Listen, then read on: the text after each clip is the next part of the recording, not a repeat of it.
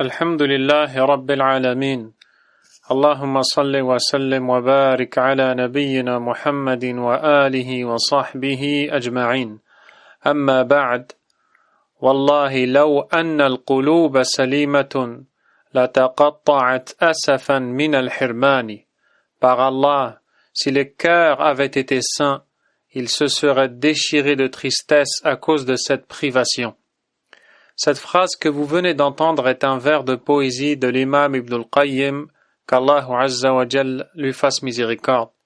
Et le grand savant émérite, Muhammad ibn Salih ibn Uthaymin, rahimahullah, y a apporté quelques annotations bénéfiques que j'ai écoutées et qui sont tellement utiles que ce qui va suivre en sera la traduction, incha'Allah, sans ajout de ma part. Il dit, je cite, en parlant de ce qu'a dit l'imam Ibn al-Qayyim, rahimahullah, il a juré et a dit vrai. Par Allah, si nos cœurs avaient été sains, ils se seraient déchirés de tristesse à cause de cette privation. Que sont nombreuses les heures qui passent devant nous, et desquelles nous sommes privés, et dont nous ne tirons aucun profit. Elles partent vides de toute utilité. La vie et le temps sont plus chers que tout prix, plus chers que l'or, plus chers que l'argent. Si l'or et l'argent partent, quelque chose d'autre prend leur place. Mais la vie et le temps, rien ne prend leur place. Quand le temps part, il part sans retour. Et Allah ne retarde jamais le délai d'une âme dont le terme est arrivé. Et Allah est parfaitement connaisseur de ce que vous faites. Puis quand la mort vient à l'un d'entre eux, il dit, « Seigneur, fais-moi revenir à la vie afin que je fasse les bonnes actions que je délaissais. » Sûrement pas, lui sera-t-il dit. Il n'y aura pas de retour.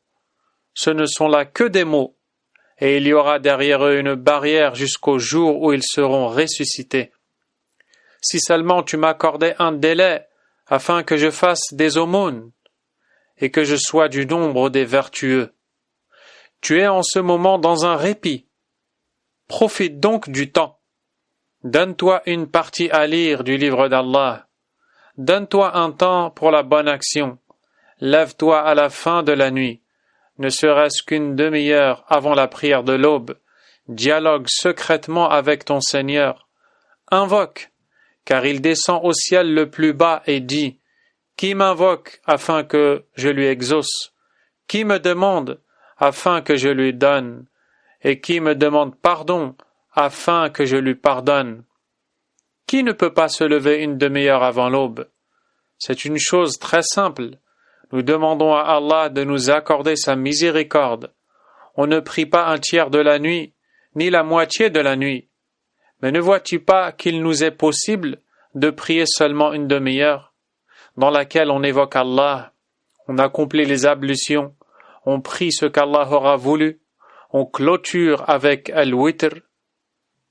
C'est quelque chose que je pense être très simple. De même, faisons de notre vie entière une évocation d'Allah, car le croyant doué de raison est celui qui fait de sa vie entière un rappel d'Allah, car il y a en toute chose devant nous un des signes d'Allah. Un des signes d'Allah. Si l'on se souvient que ce qui est devant nous est un signe d'Allah, on se rappellera alors d'Allah, exalté soit-il. On se rappelle d'Allah. L'homme se met alors à évoquer Allah, exalté soit-il, parce qu'il voit des signes d'Allah, et même parce qu'il voit en lui-même et dans ses changements d'état et situation. Maintenant, je vous questionne. Vos cœurs sont-ils constamment à un même degré? Non. Parfois dans l'insouciance, parfois dans le retour à Allah, parfois dans le rappel, parfois dans une vie claire.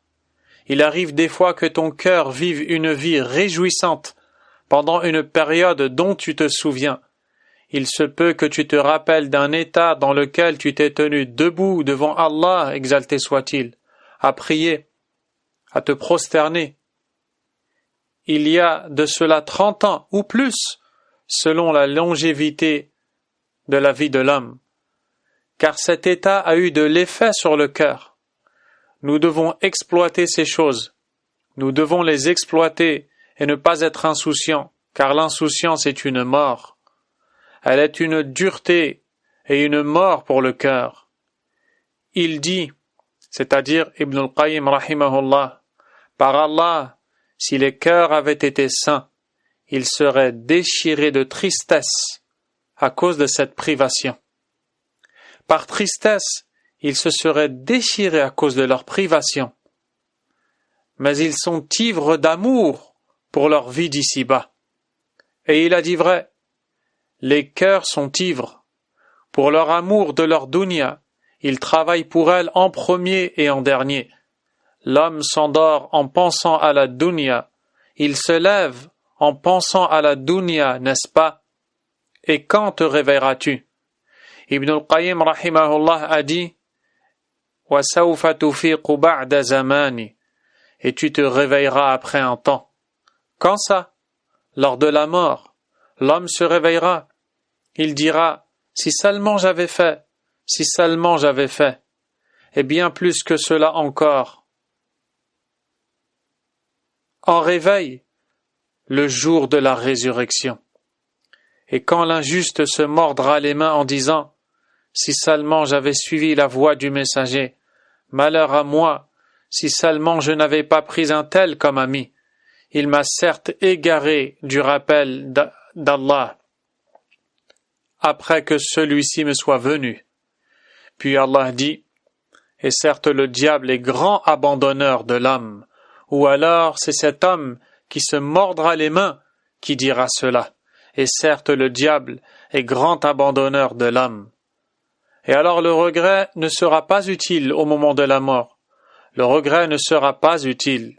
J'implore Allah le Très-Haut, par ses noms et attributs, qu'il fasse de moi et vous aussi des gens parmi ceux qui profitent de leur temps par les bonnes actions, par les actions pieuses, et qu'il nous raffermisse à la mort, après la mort, et dans le jour si terrible que les enfants en auront les cheveux blancs. Il est certes généreux.